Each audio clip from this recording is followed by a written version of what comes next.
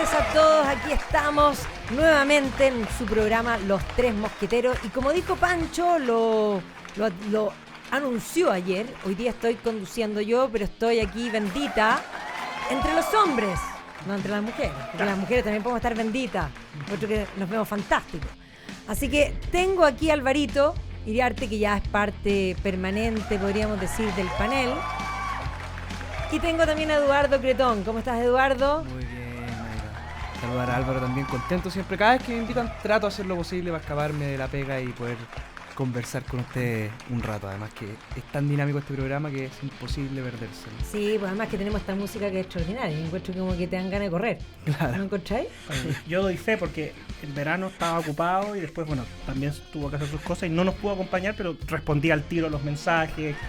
Siempre, o sea, Siempre, cuando lo han invitado pues. está ahí al pie del cañón. Así Sí, que pues yo tengo que agradece. agradecerte lo bien que lo hiciste todo el verano, porque fuiste un gran reemplazante, era un D'Artagnan. Cuidador, sí, pero no eres serrucho, no, él es un D'Artagnan, él es un D'Artagnan ahora titulado, ya absolutamente establecido. Así que bien. No, feliz de poder ayudar porque la pega que hacen acá ustedes con Pancho y Cris es notable, es de lo que necesitamos en todos los ámbitos, en todos los espacios. Y uno entiende que tener un programa franjeado en la práctica de lunes a viernes durante todo el año no es fácil. La gente piensa que es llegar, como, se sienten. Cuesta, la gente tiene que hacer sus cosas, hay temas de salud entre medio, hay temas personales, hay temas también familiares. Entonces, uno si puede ayudar a un proyecto como esto, feliz. No, pues encantado. Así que estoy súper bien acompañada, como vienen con gente ya de la casa, absolutamente de la casa, que estamos con sombrero, porque yo sé que hay veces que yo no estoy y no se ponen los sombreros, pero estos sombreros los hice yo, con artes manuales, como pueden ver. Las plumas quedaron extraordinarias, mi nana estaba furiosa porque le había desarmado todos los plumeros, pero la verdad es que mosquetero sin plumas no funciona, ¿no? Y ojalá de faisán. Sí, voy por las de faisán, ya me las prometieron, ya vamos a ponerle de faisán. O de pavo real. De hecho, la tuya tiene de faisán. ¿Ves? ¿Viste? Ahí estamos. Muy elegante, muy elegante. Bueno, seguimos con nuestra actualidad, que la verdad es que no para. Llegó marzo, Se nos vino dicen marzo. super lunes, pero no, yo diría que febrero no fue tan también. super lunes, ¿eh? Parece que hoy día, ¿o no? Yo te diría que Hoy no día fue tan estuvo super peor. lunes porque lo he comentado con algunos amigos. Uno estaba acostumbrado que el primer lunes de marzo quedaba la embarrada en todo Chile, porque los niños tenían que entrar a clases, porque los colegios... Y bueno, me imagino que vamos a hablar un poco más adelante de eso, pero una entrada a clases bastante averiada en la educación pública. Verdad, Sí. verdad. No todos los niños van a entrar a clases, por lo Y eso visto. es algo que estábamos tan acostumbrados en Chile que ahora Ya no es certeza ni ya no siquiera es tan de eso. super lunes. Sí. Me parece que es realmente preocupante. Bueno, partamos por ahí, pues ya que tocamos el tema, efectivamente no es solamente, ayer estábamos hablando no solo de Atacama, sino que también teníamos un contacto con Iquique, que también tienen una serie, porque el caso de Iquique es muy distinto porque tienen sobre 700 niños y están haciendo un catastro que no tienen colegio. Que no hay tienen, cupo, no hay como cupo. dice la gente. Mucho ocupado por migrantes ya. Bueno, con por prioridad supuesto, por Alto Hospicio puntaje. era uno de los lugares más complicados y básicamente hablábamos de niños de todos los rangos, por lo tanto tienes una cantidad numérica para poder abrir un establecimiento. Sin embargo, por ley, donde hay cobertura, no se puede abrir un colegio por ley, Porque esa donde es la hay trampa. cobertura. Ya, y además, podríamos decir que si hay cobertura y no hay niños, por ejemplo, que no necesiten, porque si están en un colegio, pero si el colegio es malo, no puedes abrir uno mejor. Esa norma fue para limitar los colegios particulares sancionados. Tal cual. Eso fue. Esa es la Cuando norma. vino la reforma, fue precisamente para evitar que existieran más colegios particulares sancionados. Eso es todo. Y si uno mira la realidad del país, el 54% de la población estudió en colegio particular sancionado. Yo estuve en colegio particular sancionado allá en la comuna de Victoria, Santa Cruz de Victoria, un colegio que ya con casi 120 años, así que un colegio con historia ya en la comuna. Pero muchas familias elegían la educación particular sancionada. Lo que pasa es que los que nos prometieron que iban a mejorar la educación, sobre todo la educación pública, parece que al final les salió el tiro por la culata, porque hoy día más bien la han destruido Yo diría que y han puesto trabas para que la sociedad civil participe y colabore en poder solucionar los problemas de la educación. Sí, es Eso. brutal. Es una norma que ató de mano a los colegios particulares sancionados.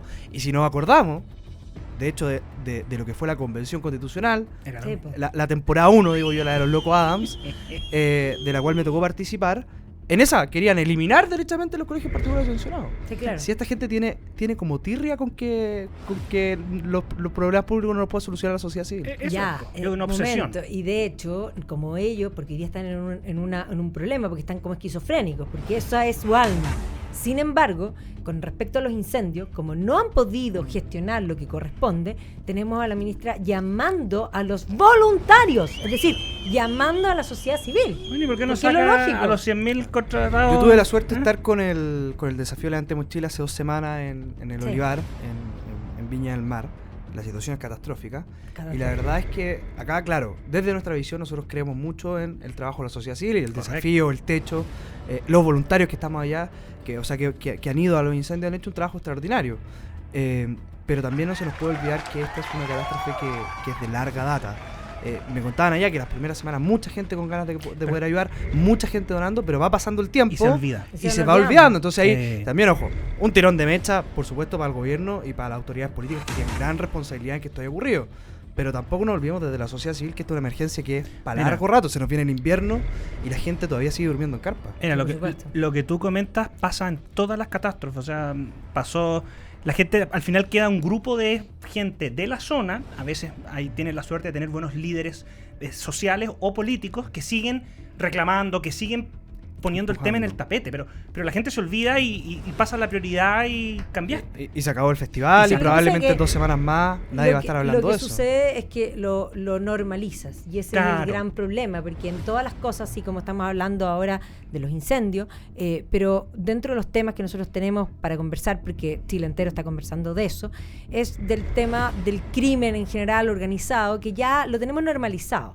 Y lo tenemos normalizado porque ya consideramos que esto es un hecho, que efectivamente en las poblaciones y ciertos lugares, porque pareciera ser que el alcalde Boanovich ahora está preocupado por erradicar este campamento donde encontraron el cuerpo, porque es este evento atípico dentro que tratan de calificarlo como un crimen organizado, el que nos vuelve a poner los ojos en un problema que ha estado presente. Vuelvo a los incendios. El problema de los incendios estuvo presente siempre. Y la alcaldesa no presentó su plan, y cuando lo presentó hizo copy-paste, se lo reprobaron, presentó un segundo, y la verdad es que, aparte de su cartelito en el Festival de Viña para decir estoy haciendo algo, ciertamente que además era contra su propio grupo, porque esa ley está en el Congreso y los que no la han aprobado son los suyos. Entonces, realmente era simplemente para decirle a la gente, para hacer un momento populista. Un hito comunicacional. Un hito. diría Oye, yo. comunicacional. y datos Bonito. también ahí con respecto a la reconstrucción. Quien está a cargo, va a estar a cargo de esto, quien tiene que cumplir un rol muy fundamental, el ministro de Vivienda, Carlos Montes. ¿Y no está? Que recordemos que está muy cuestionado además por el caso convenio. O sea, yo no le entregaría la reconstrucción a él. Fíjate que yo hablaba con la gente con algunos voluntarios y me contaba la experiencia en Purén. ¿Se acuerdan? El año pasado tuvimos un incendio bien fuerte allá en mi región de la Araucanía. Toda la razón. Y el desafío, le faltan 2 casas por entregar de 45 que se comprometió. El gobierno se había comprometido a 60 y van en 17. O sea, si mantenemos ese ritmo, la verdad es que la gente en Viña del Mar lo va a seguir pasando muy mal para rato. Que estamos hablando entre 7.000 Sí, pues. a 15.000 viviendas. Es que se- 7.000 al menos que eran viviendas regularizadas, digamos. Claro, El falta todo resto, el el catastro. resto son campamentos. Sí, claro. Y también se ha dejado en Chile de hablar, se ha dejado hablar del tema de los campamentos. Claro. Hoy día la situación es prácticamente parecida a la década de los 80, finales de los 80. Y eso es muy brutal porque hay alguna autoridad que ha permitido, o la autoridad ha permitido que se sigan instalando tomas, que se sigan instalando campamentos. La gente no pudo arrancar de los incendios porque no habían calles, o las Claro, calles son muy claro. angostas. Entonces yo creo que hay que empezar a ver el tema de los campamentos y tomarlo con la urgencia que esto requiere. El presidente Boric prometió 260.000 viviendas. Y la verdad es que el avance en esta materia del programa de gobierno ha sido bastante lento, y tenemos un Ministerio de la Vivienda que, en vez de estar construyendo viviendas para poder solucionar estos problemas, está envuelto en una serie de escándalos de corrupción. Y el ministro escondido. Y el ministro que no ha tomado el liderazgo en esto, sino que más bien se ha preocupado de poder zafar las acusaciones constitucionales o poder lavarse las manos con respecto al caso convenio. No sé, ese es el problema de fondo. Ahora, en materia de reconstrucción, yo creo que esto es muy duro, pero hay que decirlo, yo estoy de acuerdo. O sea, la gente de las zonas afectadas la va a pasar muy mal, porque esa reconstrucción no va a ser eficiente. O sea, cada vez que hay una emergencia de proporciones y hay un gobierno de izquierda a cargo, la reconstrucción no ha sido efectiva ni eficiente. O sea, los aluviones del 2015 en Atacama, llegó el gobierno de Sebastián Piñera y todavía estaban reparando elementos y trabajando, y es una cosa brutal. Aquí va a pasar lo mismo. O sea, yo te garantizo que va a cambiar el gobierno y no va a estar completa la reconstrucción. Y en ese punto al gobierno le ha dolido aún más porque ahora en febrero la muerte del expresidente Sebastián Piñera, un tema dramático para la familia, por supuesto, pero evidenció, porque inmediatamente se hizo pensar, bueno, Piñera, había gente de todos los sectores, porque entendamos y recordemos que Piñera en algún momento tuvo una aprobación muy baja, porque su gestión fue criticada, no solo por la izquierda, que siempre lo iban a criticar, sino también por la derecha, pero sin embargo, una vez que él no está, tú miras en perspectiva y dices, bueno, ¿qué tenía Piñera? Gestión. Claramente gestión. Entonces tú ves que él asumió después del terremoto, y lo que hicieron en el terremoto es un caso de estudio para universidad gringa. Así de simple. Lo que hicieron en el terremoto, lo que se hizo en la pandemia. Impresionante. Exacto. Yo creo que al final el rescate de los mineros, lo que termina es salvando el gobierno de la ola destituyente que había ese minuto es la pandemia. Por supuesto. Y el manejo que tuvo de la pandemia el gobierno de Sebastián Piñera es realmente elogiable en cualquier parte del mundo. Ahora, yo creo que el gran legado de Sebastián Piñera va a ser eso, es un estilo, es un modo de hacer las cosas con eficiencia. Sí, claro. Mira, pero el punto es que eso aparece justo en este momento, y el contraste hace que si el gobierno estaba haciendo agua, para la gente quede en evidencia lo mal que lo hacen. Claro. Y ese es el punto. O sea, yo escribí una columna que puse, la titulé Dios escribe, arreglones torcidos. Mira, porque de verdad fue como providencial, una cosa impresionante. Tú puedes tener, y yo soy de las personas que no soy precisamente un fan de ninguno de los dos gobiernos del presidente Sebastián Piñera, no formé parte de su gobierno, sí colaboré en el segundo en un tema muy particular en la Universidad de Atacama, que orgulloso de haber podido representarlo a él, pero no colaboré activamente. Pero tú tenías una certeza. Tú tenías la certeza que si había una emergencia, una catástrofe natural o no natural, o sea, estamos pensando, no se dio tanto, pero una explosión petroquímica, una cosa de esa naturaleza, pero si tenías una situación de emergencia que generaba caos, tú tenías una certeza cuando estaba el modelo que implementó el presidente Piñera, y era que se iba a responder por tiempos y como correspondía, por fase, o sea, ayuda inmediata, contención, emergencia, urgencia y después la planificación. Y eso tiene un valor muy, muy, muy importante, sobre todo porque cuando tú haces análisis después en perspectiva de las figuras, le gusta poner nombre. El estadista, el gran comunicador, el reformador, el no sé qué. Yo tiendo a creer que hoy día, a pesar de que llevamos un mes, muchos tenemos claro que por ahora, en el corto plazo de los que nos tocó vivir bajo los dos gobiernos del presidente Sebastián Piñera y tenemos conciencia, el nombre es el gran administrador. O sea, tú lo ponías gestión. El gran gestionador, ahí, como tú quieras, y no es peyorativo. No, y ahí hay un tema también que yo creo que tiene que ver con la capacidad de administrar. Eso es. Cuando tú tienes que administrar, muchas veces tienes que ser práctico. Y en el fondo, ¿cuál es la mejor solución? Rápido, eficiente. No enamorarte de incluso tus propias ideas. Entonces, cuando tú y además, dentro de las soluciones, cuando tú tienes un problema, está la mejor solución, pero es muy lenta y hay una serie de cosas. Entonces, ¿cuál es la alternativa? ¿Cuál es la solución mejor para el minuto y la más rápida? Y para eso también hay que tener un sentido de pragmatismo y realidad para poder administrar. Y pasa algo con este gobierno, que está en una discusión muy potente. Uno habla mucho de las dos almas del gobierno. Yo te diría que... yo cada vez que me convencía que hay una sola. Yo también. Pero hay dos formas de gestionar. Pero yo creo que hay dos mundos dentro de esto. Uno podría decir, bueno, el mundo, por ejemplo, de Donald Titterman o el alcalde Bodanovich, que te han dicho que muchas veces la mayor revolución es que las luminarias estén puestas a tiempo y que no hayan hoyos en la feria. Es decir, el mundo pragmático del Frente Amplio, que está aprendiendo también que administrar significa hacer. Y por otra parte... Y hacer bien. Hacer bien. Y por otra parte, tienes la alma de los... románticos, por así decirlo. Y hay una entrevista del diputado Winter que deja muy en evidencia esto, que hace un llamado al gobierno a profundizar la lucha ideológica. Sí, claro. Que lo están haciendo bien en todo caso. La batalla cultural, la lucha ideológica, le dice al gobierno, tenemos que volver a poner esto sobre la mesa. Bueno, el gobierno, más allá, porque yo no hablo de las dos almas del socialismo democrático, no, te entiendo. A mí eso son una. Estas dos formas del Frente Amplio, entre el gobierno que dice, o administramos bien y empezamos a solucionar las urgencias que tenemos, o seguimos profundizando la lucha ideológica. Y esto tiene que ver también con materia de educación. ¿Cómo vamos a hacer que los niños vuelvan a clases de manera eficiente.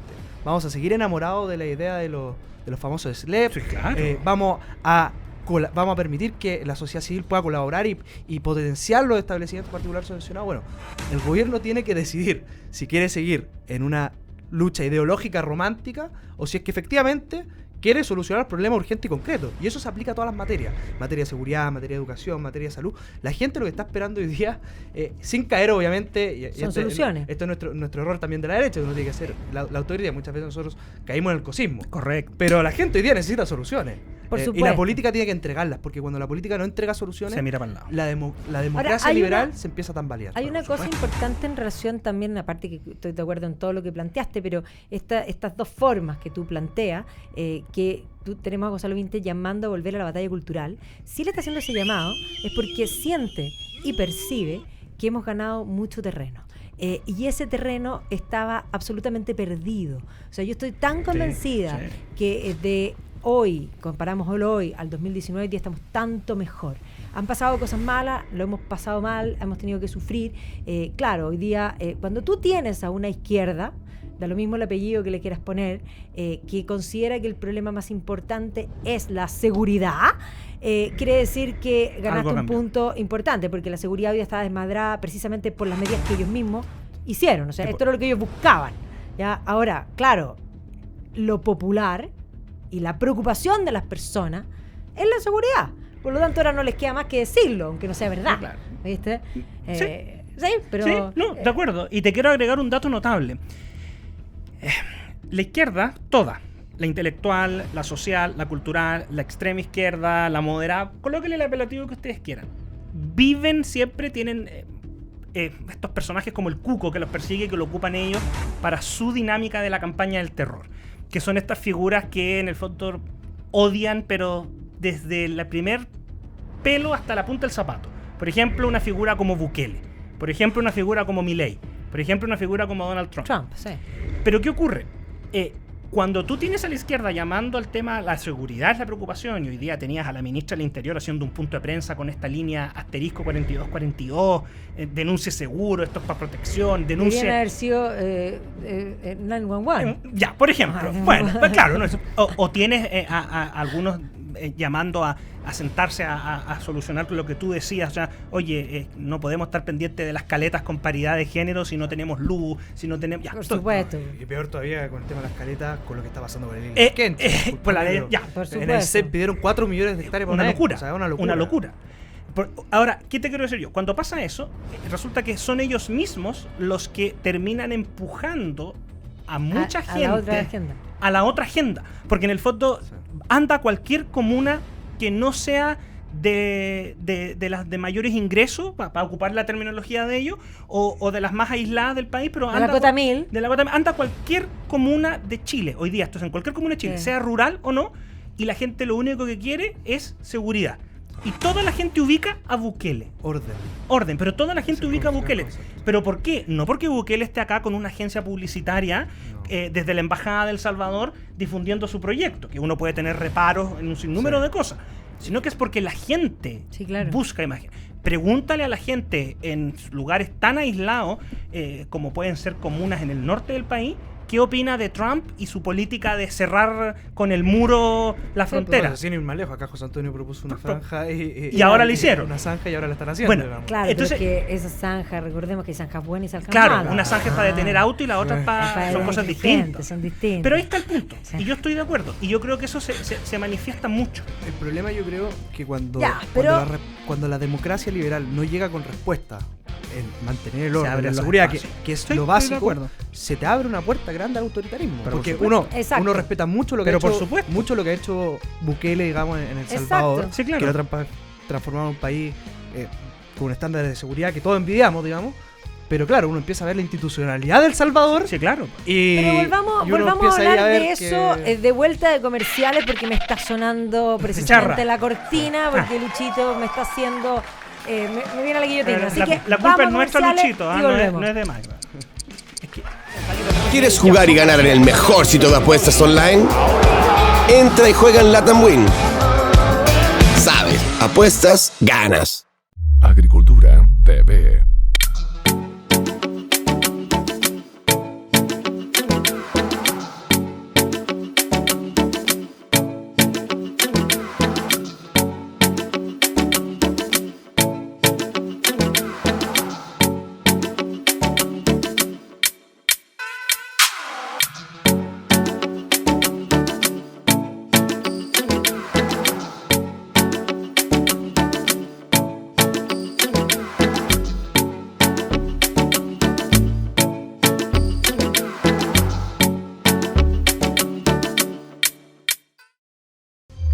Estamos de vuelta aquí en Los Tres Mosqueteros y vamos a partir saludando a quienes hacen posible este programa. Está con nosotros y confía en nosotros porque ellos van siempre a seguro. No solo que nosotros tenemos gente que apuesta y gente que pone a las personas seguras. Y a nosotros nos apoya Unio Seguros Generales, combinando proactividad, experiencia para entregar respaldo, protección y servicio para ti y tu empresa. Unio Seguros Generales te acompaña cuando nadie te acompaña. Y nosotros le agradecemos que acompañe a los Tres Mosqueteros que hacen posible que nosotros estemos todos los días con ustedes. Y a nosotros también apuestan en nosotros. Y Latam Win ha estado hace mucho y va a estar todo el año con nosotros porque a ellos apuestan en seguro, porque cuando tú apuestas por seguro, ganas. Y de los Tres Mosqueteros, ganas. Entra a Latam Win Online y participa de su espectacular torneo Alarga tus vacaciones. ¡Ay, qué rico! Oh, sería extraordinario, ¿ah? Únete a esta increíble promoción de Latam Win que tiene exclusiva para ti, donde tendrás miles de oportunidades de ganar. Cada giro es una oportunidad para ganar a lo grande. No lo van a creer, chiquillo. Ay, mira por favor, 50 millones a repartir. Me estáis molestando. Un buen par de pensiones de gracias para indultados, ¿eh? Fantástico. ¿Qué esperas para jugar y triunfar? Promoción vigente hasta el 7 de marzo. Así que apúrense, Latam Win, sabes, apuestas y ganas. Bueno, estábamos hablando de el tema de precisamente la sensación de inseguridad. Históricamente, justamente yo ayer estaba hablando de un tema nada que ver, pero la historia te enseña mucho. Nosotros estudiamos, yo soy historiadora, como algunos sabrán, y la historia, uno aprende del pasado para entender el presente y proyectar el futuro. Y yo estaba hablando ayer del Danubio, precisamente hacíamos una charla sobre la ruta del Danubio, estábamos hablando precisamente de los cambios del siglo XVI. Entonces yo me detuve y dije, no, aquí hay que explicar qué es lo que sucede en el siglo XVI, porque el siglo XIV, y uno se para atrás, claro, vino la peste negra. Y la peste negra mató a la mitad de la población. El Estado, podríamos decir, el mundo feudal no pudo dar, el señor feudal no pudo dar respuesta, la iglesia tampoco, y eso va a provocar una hecatombe muy importante de confianza.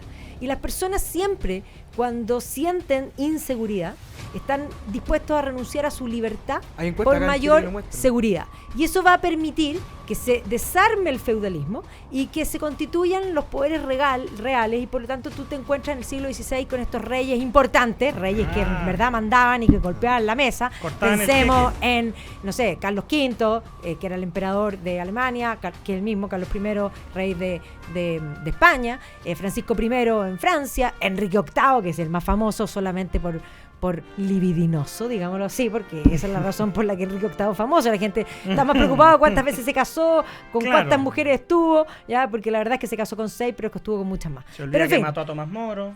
Se les olvida todo el resto, en fin. Pero a lo que voy es que surge este fortalecimiento del poder político. Y el poder político, además, esto se combina con un auge económico, y yo siempre ahí explico que además se murió la mitad de la población, la torta vible se reparte entre menos, por lo tanto las riquezas del siglo XV y XVI, lo que llamamos renacimiento, se explican por la peste negra. Entonces tenemos gente con lucas, con acumulado poder, y eso implica un derroche no menor, ¿ya? Entonces eso, que lo vemos en la historia, vemos que se repite. O sea, efectivamente, lo que nosotros vemos es que cuando se producen crisis de seguridad, la gente está dispuesta a renunciar a la libertad por seguridad. Y efectivamente el caso de El Salvador es un caso que era dramático. El Salvador, tengamos súper claro, el Estado fallido, y aquí es importante volver a la historia para decir que los estados se constituyen primeramente para garantizar la seguridad. Por eso le entregamos el monopolio de la fuerza. Por lo tanto, cuando la seguridad se desmadra, hay un Estado fallido. Y por lo tanto, en ese contexto de inseguridad desatada, presentamos a Bukele. Ahora les doy la palabra a ustedes.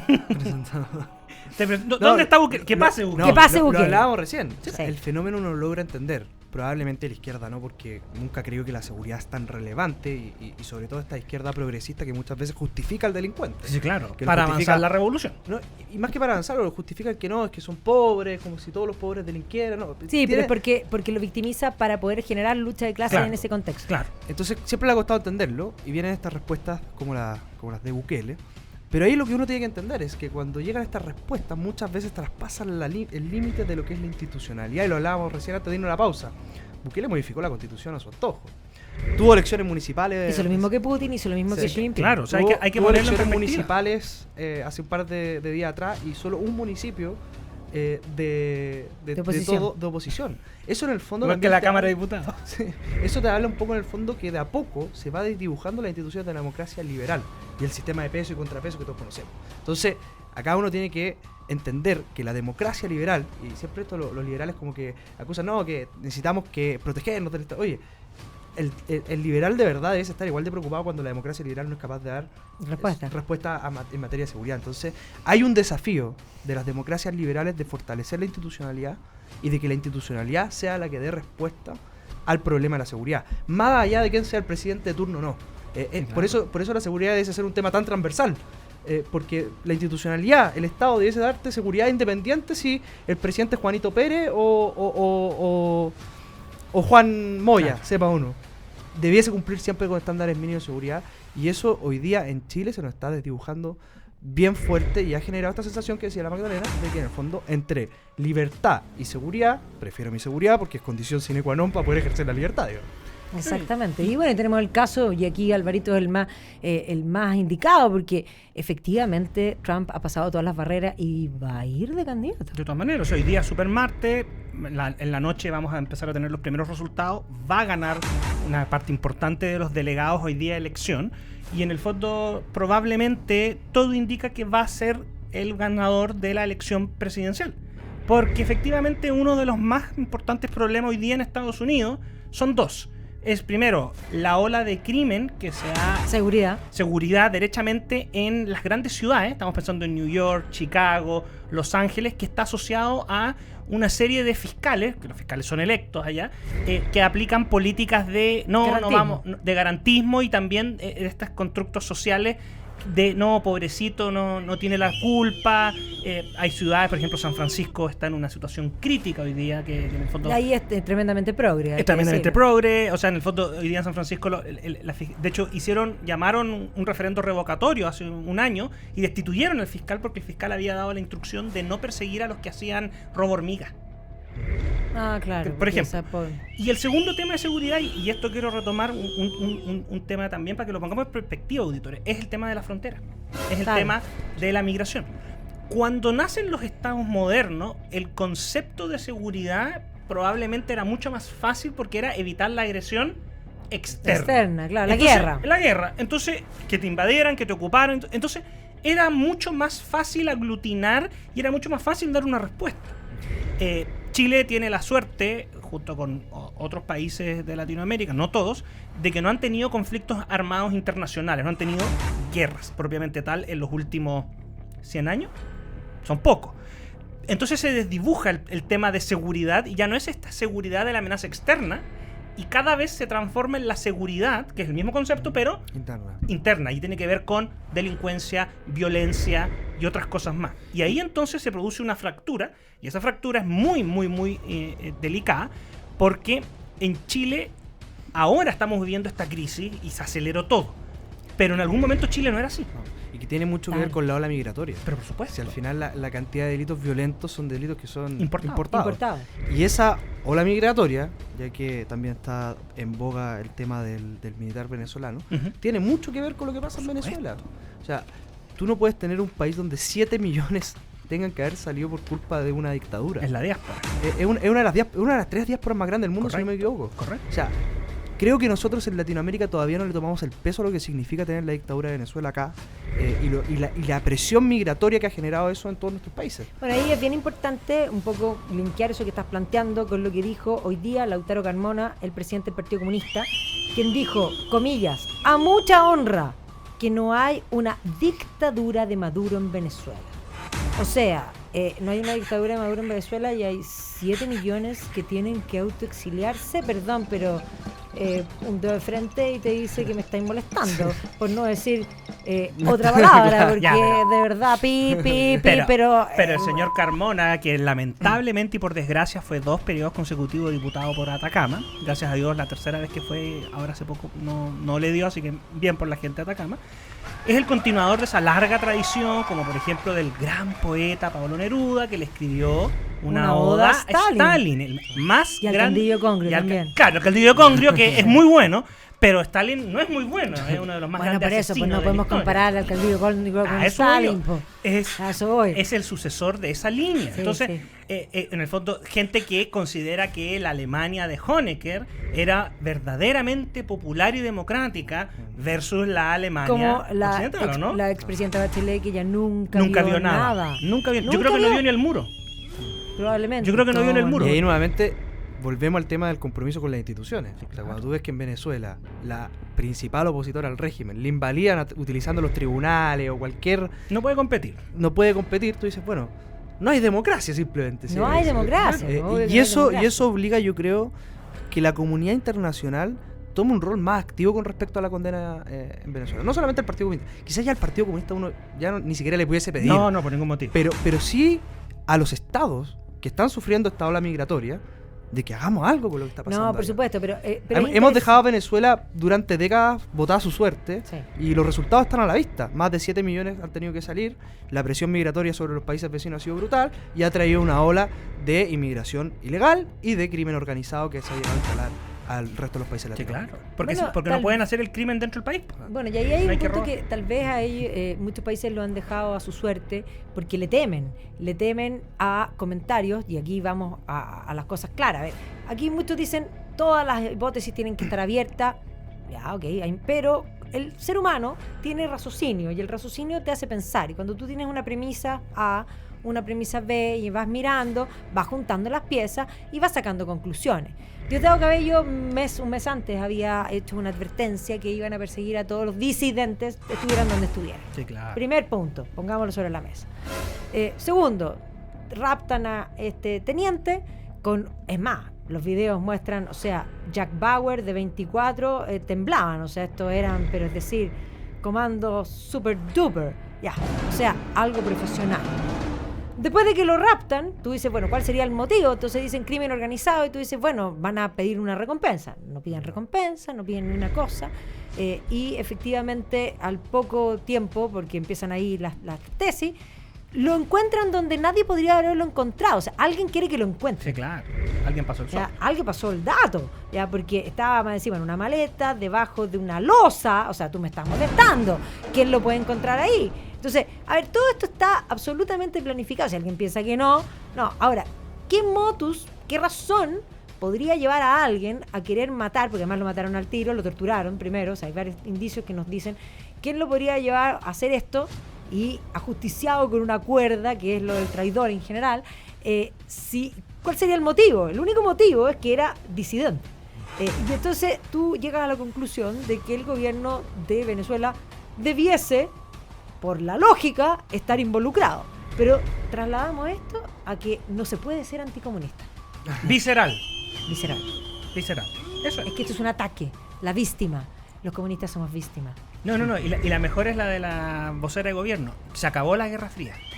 Sí, pero es que ella no se enteró que se cayó el muro, y el muro se cayó porque el sistema que ella defiende fracasó, quebró. El muro cayó porque quebró, y detrás de eso quebró la Unión Soviética por hacerlo mal. A ella se le olvidó eso. No, pero es que la Guerra Fría terminó, entonces tenemos que sentarnos a la mesa confiando en las credenciales democráticas de un partido que nunca lo ha sido.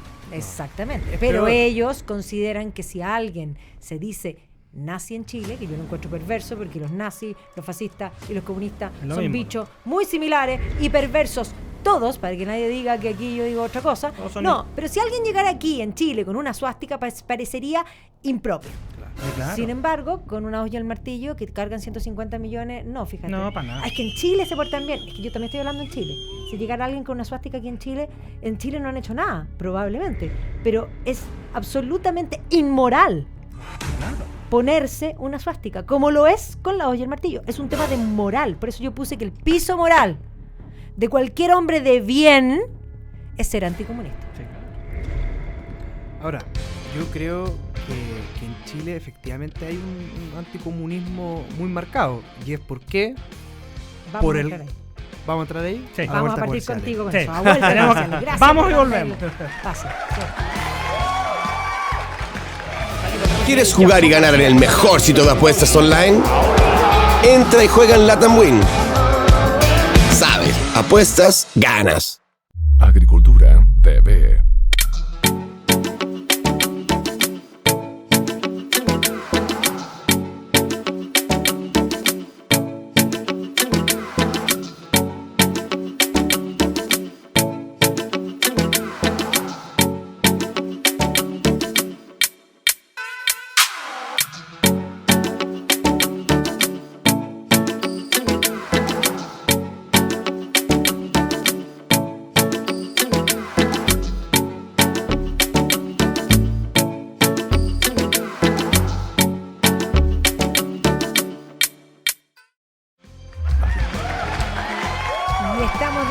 Aquí en Los Tres Mosqueteros, y precisamente nuestro mosquetero Baby Cretón nos iba a hacer un comentario respecto al anticomunismo. Sí, yo creo que en Chile hay un anticomunismo y es una vertiente muy potente. ¿Por qué? Porque en Chile todavía está el recuerdo de lo que fue el experimento fallido de la Unidad Popular. Correcto. Ese intento de la vía democrática hacia el socialismo dejó en Chile mucha gente herida. Cicatrices que a 50 años todavía nos ha costado cerrar como país y un montón de cosas, pero porque esa experiencia Chile la vivió. Y yo creo que Chile ha vivido dos experiencias o dos intentos de llegar al socialismo real en nuestra historia. Uno fue con Salvador Allende y el segundo, que se nos olvida, fue la temporada número 1 de los Locos Adams de la Convención Constitucional. Claro. La izquierda tuvo esa oportunidad única desde Salvador Allende para habernos llevado a un socialismo de facto. Si eso era lo que, ¿por qué? Porque nuevamente se desdibujaban todas las instituciones de la democracia liberal, y por eso yo creo que es tan importante cuando uno habla de que la institucionalidad funcione, de que se respete la democracia liberal, es precisamente porque esas instituciones son una barrera de contención frente a los socialismos reales. Si el socialismo, el comunismo no podría existir en una democracia liberal. Entonces, ¿qué es lo que hace el Partido Comunista en Chile hoy día? ¿Y por qué le molesta tanto este anticomunismo? Porque todos sabemos que el Partido Comunista simplemente utiliza las instituciones de la democracia liberal para poder llegar a su objetivo final. Si ningún país del mundo anda a ganar una elección el Partido Comunista, después tenemos democracia. Y no es casualidad, porque en el fondo es lo que cree. Entonces, claro, el muro cayó, como dice Camila Vallejo. Pero ahora lo que ellos intentan hacer es coaptar las instituciones de la democracia liberal para finalmente terminar destruyendo la democracia. Entonces, no es verdad que el Partido Comunista sea un partido con vocación democrática. Eso no, para nada. Nunca lo ha sido. No, y totalmente falso. Y además yo le agregaría un punto a tu análisis que está perfecto, que es que efectivamente cuando nosotros pensamos en los socialismos reales, el socialismo científico, Marx veía que el comunismo era inexorable, que de alguna manera era una fase siguiente del capitalismo y que esto iba a llegar y que iba a llegar solo y que solo iba a avanzar. La idea progresista, el progreso siempre es hacia adelante, esa idea que se convierte. No hay retrocesos. Pero efectivamente en Chile llegó por la vía democrática y fue de alguna manera truncado ese proceso. Y ese proceso truncado ellos no lo pueden perdonar porque va contra la teoría misma. Y por lo tanto Chile se convierte en un niño símbolo. Para ellos Chile es específicamente el lugar donde deben actuar. Y efectivamente el 19 fue planificado, exacto, sin duda. Hoy día sabemos y lo tenemos claro, y cualquier persona con un dedo de frente sabe que la cantidad de estaciones de metro que se quemen al mismo tiempo, esto no es simplemente, como ellos lo quisieron mostrar, un estallido social. No, este es un estallido delictual que se usó las indignaciones de las personas sin lugar a duda y que las personas se fueron dando cuenta. Y ahí tuvieron la gran oportunidad, sí, pero se cebaron. Sí. Y se cebaron tanto que la perdieron. Y ese es el gran dolor que va a tener esta generación de izquierda, porque el proceso hacia la vía socialista democrática de Salvador Allende termina por la arma. Claro. Esta segunda oportunidad que ellos lo tuvieron termina en la urna. O sea, es la misma democracia la que le cierra la puerta a su proyecto refundacional. Entonces, la herida de la convención número 1 es demasiado fuerte para esta izquierda. Muy fuerte. Y yo te quiero agregar una cosa. Cuando el presidente habla de anticomunismo visceral, claro, si tú revisas la historia chilena por lo que estamos conversando, sí, las experiencias, tú tienes que existe una distintas vertientes de anticomunismo, hablando, sigamos un poco al juego de palabras visceral. Está el anticomunismo nacionalista, está el anticomunismo conservador católico, está el anticomunismo, si tú lo quieres llamar, liberal, pero hay un sinnúmero de vertientes. Lo que es interesante acá es que en el fondo, cuando el presidente dice es un anticomunismo visceral, lo único que está haciendo es blindar al partido que constantemente tiene vínculos con quien no tendría que tenerlo si fuera democrático.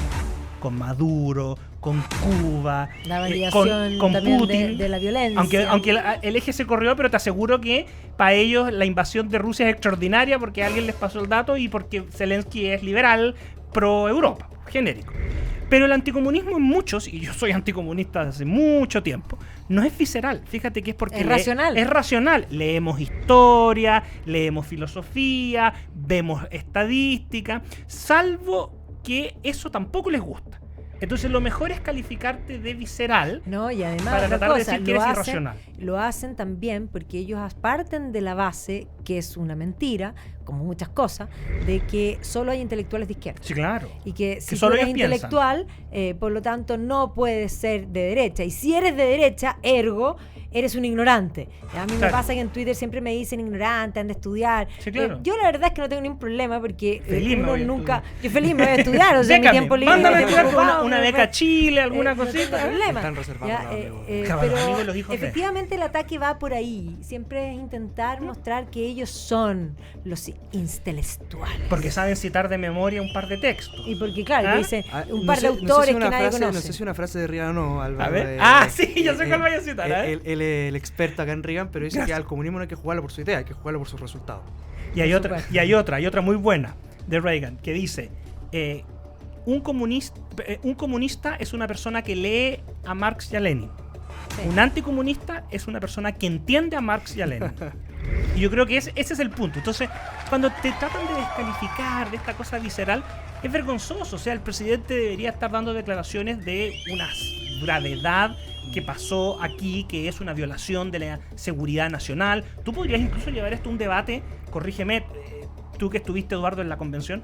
Acá hay un tema de soberanía, o sea, tú podrías perfectamente alegar que se vulneró la soberanía Absolutamente. nacional bajo todos los estándares de pensamiento tradicional y moderno. O sea, Absolutamente. que haya Cuando operado mataron al ruso en Londres fue un tema de seguridad nacional. Y aquí tuviste una operación diseñada y llevada a cargo por entidades pertenecientes al Estado de Venezuela, la República Bolivariana, ejecutado en territorio chileno, en plena impunidad, donde además, para agregarle un dato, tú perfectamente podrías entender que ellos además subcontrataron al Tren de Aragua. Porque esa es la estructura. No, yo espero, no espero hacer un juicio tan tajante, pero yo espero que esto efectivamente se aclare. Se porque aclare. una de las grandes hipótesis que se maneja es esa. Sí, Y por si eso te digo. efectivamente estuviéramos frente a esa hipótesis, esto pasa a ser un tema de Estado. Un tema muy grave. Y yo creo que incluso habría que pensar seriamente en romper de las relaciones diplomáticas. O sea, me llama la atención que no hayan llamado al embajador Al Gasmuria a embajador por último a consulta. dar consulta. Bueno, aquí yo tengo otra frase que es extraordinaria, que yo también la posteé y que además posteé que era de él y puse para que la gente supiera que había escrito el archipiélago Gulag, pero no quiere decir que la haya dicho ahí, pero la dijo él, no la dije yo.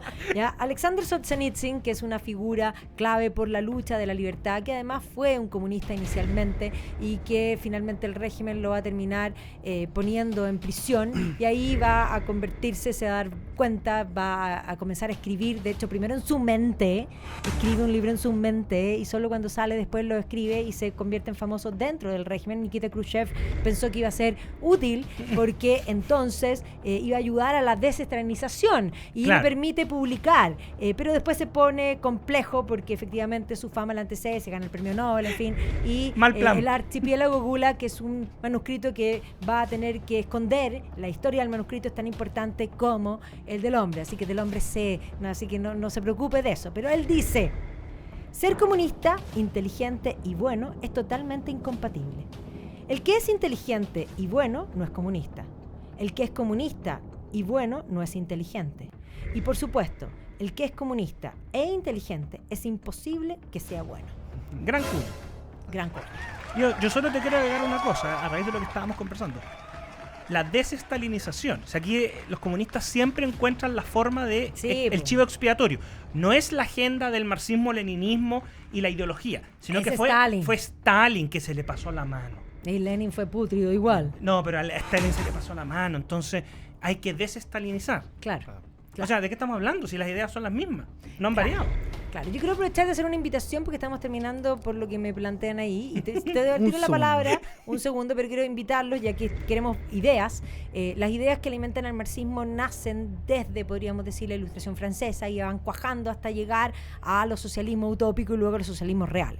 Pero hay una vertiente que en Chile no la conocemos mucho, que viene desde Escocia y que esa Ilustración escocesa abre el camino a las ideas de la libertad. Bueno, mañana vamos a estar lanzando un libro en la Fundación para el Progreso, que hemos traducido en conjunto la Red Cultural con la Fundación para el Progreso sobre la Ilustración escocesa. Y lo vamos a presentar Leonidas Montes del CEP y yo. Así que todos los que quieran participar se pueden meter a la FPP y inscribirse. Es un evento gratuito y todo el que quiera puede asistir. Creo que es un evento que puede ayudar. Y seguramente lo van a transmitir en streaming porque ellos siempre hacen las cosas muy bien. Maida, no me puedo ir. Solo te pido 30 segundos antes que no Dale. sin enviarle un afectuoso saludo y toda la solidaridad al mundo de los agricultores de la región de la Araucanía. Pucha que lo han pasado mal. Terrible. Muchos pagan campos, que están contribuciones en campos tomados. La producción de la región de la Araucanía ha disminuido por lo menos 190.000 hectáreas de grano y además ahora se encuentran con que no le están pagando los precios que valen sus productos. Se viene una crisis económica muy fuerte para los agricultores de la Araucanía. No solamente lo han pasado mal con la violencia, el terrorismo que tienen que soportar a diario, que no los dejen trabajar tranquilos, sino que además ahora con molineras que no están pagando los precios que corresponden por su trabajo. Muy complicada la situación en la Araucanía. Hoy día se movilizaron varios desde la zona de Mayeco y Cautín hacia la capital regional en Temuco, así que mi solidaridad con ellos. Es difícil trabajar en la Araucanía y además es más duro cuando no te pagan lo que vale y tienes que vivir con miedo. Tremendo. ¿Y tú querías mandar un saludo? Sí, también. Oye, lo tocamos acá. Siempre terminamos hablando de mi tierra querida, Atacama. Así que mucha fuerza a todas las familias afectadas por la nueva educación pública diseñada en el gobierno de HLE, aprobada con los votos del actual gobierno y defendida a brazo partido por esta administración. Lo están pasando pésimo, los colegios no estuvieron listos, Magda, lo conversamos durante todo el verano. Estaban de vacaciones. Hay gente también. O sea, terrible, así que mucha fuerza. Hay gente que los está apoyando. Y recomendación, 2 de lectura, rápido. Hoy día, 5 de marzo, aniversario del discurso de Churchill, el telón o la cortina de acero.